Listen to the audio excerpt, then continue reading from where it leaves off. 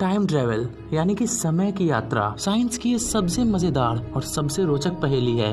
पिछले बहुत सारे दशकों से लगभग हर एक साइंटिस्ट ने टाइम मशीन बनाने को लेके कुछ ना कुछ कोशिश जरूर की है, लेकिन अब तक वो सफल नहीं हो पाए हैं। लेकिन सभी के मन में एक विश्वास है कि किसी न किसी समय में टाइम ट्रेवल संभव होगा और टाइम मशीन हम बना पाएंगे। लेकिन क्या इससे एक सवाल नहीं उठता है, अगर भविष्य में टाइम मशीन बनेगी तो भविष्य के लोग अब तक यहाँ पे क्यों नहीं आए?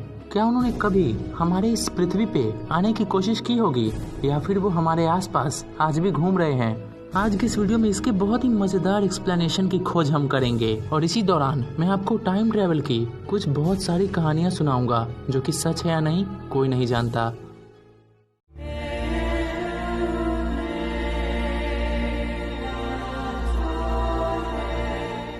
ये बहुत ही कॉमन सेंस की बात है कि अगर भविष्य में टाइम मशीन बन जाएगी और टाइम ट्रेवल पॉसिबल हो जाएगा तो भविष्य के लोग अपने इतिहास को दोबारा देखने जरूर आएंगे। लेकिन अब तक उन्होंने ऐसा नहीं किया। क्यों? इसको थोड़ा उल्टा सोचिए, क्या सच में अब तक उन्होंने पीछे आने की कोशिश नहीं की, या फिर वो पहले ही आ चुके हैं? विश्व के इतिहास में इसी के बारे में कुछ बहुत ही रोचक कहानियां हैं जो कि हमें इसके बारे में सोचने पे मजबूर कर देती है।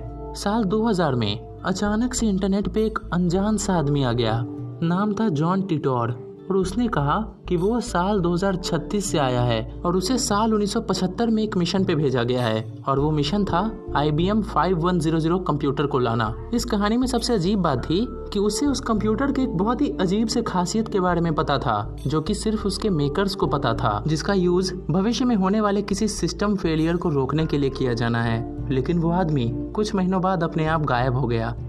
एक बार अचानक से एक आदमी टोक्यो एयरपोर्ट पे आया। वो किसी आम आदमी जैसा ही लग रहा था, लेकिन जब उसने अपना पासपोर्ट दिखाया तो सबको बड़ा अजीब लगा, क्योंकि वो पासपोर्ट जिस देश ने इशू किया था, टॉर्ड यही नाम था उस देश का, वो देश आज तक एग्जिस्ट ही नहीं करता है। इंटेरोगेशन के दौरान उसने बहुत सारी जानकारियां भी दी, लेकिन कुछ दिनों बाद वो भी अचानक से गायब हो गया। इसी तरह की बहुत सारी और कहानियां हैं जिसमें लोग अपने आप टाइम स्लिप से किसी और समय में चले जाते हैं, लेकिन ये सच है या नहीं इसकी गारंटी मैं नहीं दे सकता।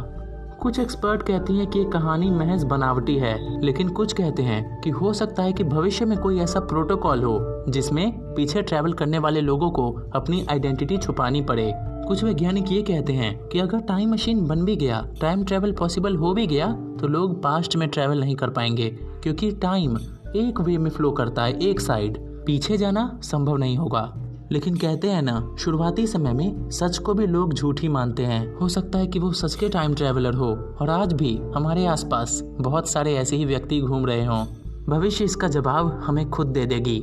ऐसी और कहानियां सुनने के लिए नॉलेज भूमि को सब्सक्राइब कीजिए।